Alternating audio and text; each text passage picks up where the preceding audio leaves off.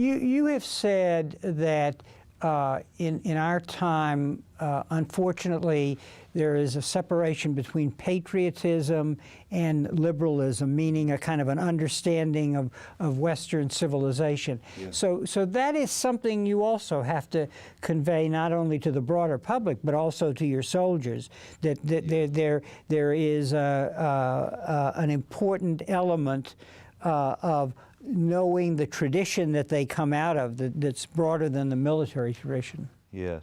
Going back to the 1960 to 1975 time frame, there was a disenchantment among many people in the country.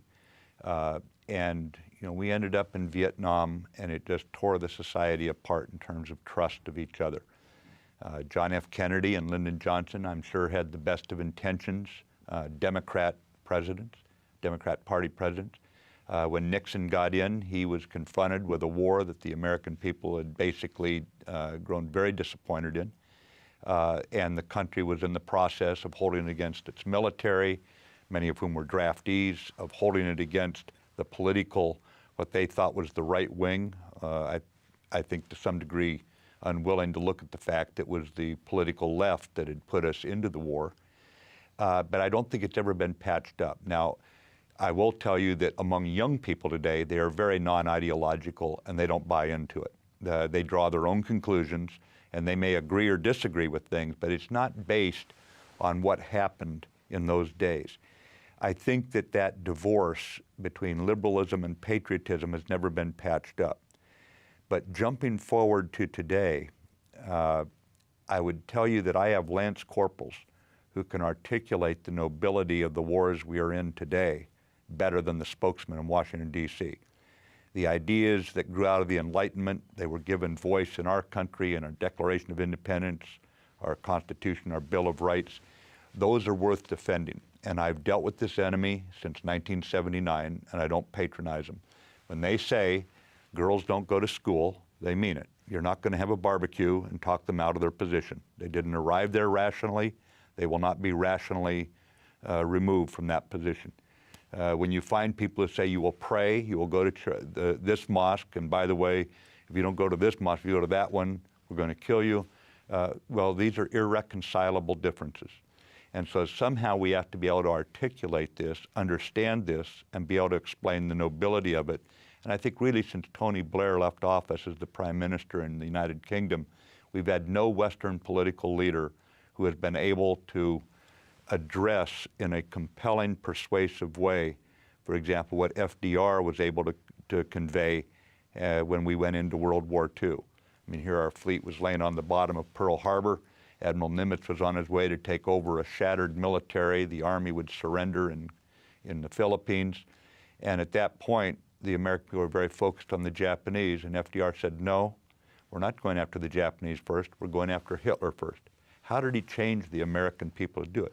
He was persuasive. He brought Frank Capra out of California, a movie director, put an Army uniform on him, said, you're going to make movies that every single young American in basic training in the Army, Navy, Marine Corps, they're all going to watch them, and they're going to understand why we fight. We've done none of that in this fight so far. So we've got a problem. That divorce is still real. Mostly it's with old guys. I find it's the unspoken elephant in the room with people my age who are able to dodge out of the draft, something like that, who still think it matters. It doesn't matter to me. I'm more interested in their views today, but to some of them, I think it does still matter, and there's a sense of their manhood is in question. I think it's more of a self-consciousness than anything that we feel. Another audience. One last question. Students watching this program, what advice you would give them about preparing for a future in the military? And as a little note here, I want to add a quote from you, where you say, now from a distance, I look back on what the Corps taught me, to think like men of action and to act like men of thought, to live life with intensity and a passion for excellence. Mm-hmm. How does that translate into preparations that students might think about for the future in the military? there is a disappointing aspect to all this, that after thousands of years of living on this planet, we're still at a point where violence is used to settle differences.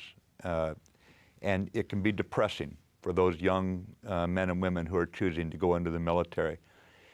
The point I would make is that no matter how bad any situation is, do not fall into pessimism or defeatism or cynicism, because all cynicism is a refuge. It says, I don't have to do anything about this because, after all, it's such a bad situation, I exempt myself from having to work on it.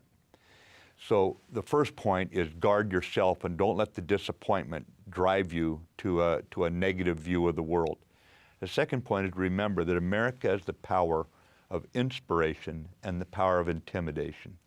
And don't shortchange either one of those. Make certain that at times, if you can use the power of inspiration to bring out the better angels in people, keep trying one more month, one more week, one more day to do so, whether it be with a small village that's trying to fight terrorists or it's a high-level meeting. But at the same time, if you have covenants without swords, if you have no effective military, then your moral voice will never be heard as loudly. And dare I say that we just saw what Putin did in Crimea, and it may be that he thought he had an opportunity there, that we've not demonstrated a steadfast, basically that we're sticking with our allies. So I think you've got to recognize in the real world a combination between the ability to inspire and the ability to intimidate, and don't overuse one or the other, a blend of them. That would be my advice to them. Jim, I want to thank you for coming to the campus to be the Nimitz lecturer, and thank you for taking the time in your schedule to be on our program. It was both informative and inspiring. Thank you. Thank you. This is a pleasure, Harry. Some things are work and some are a pleasure. This is a pleasure. Thank you very much.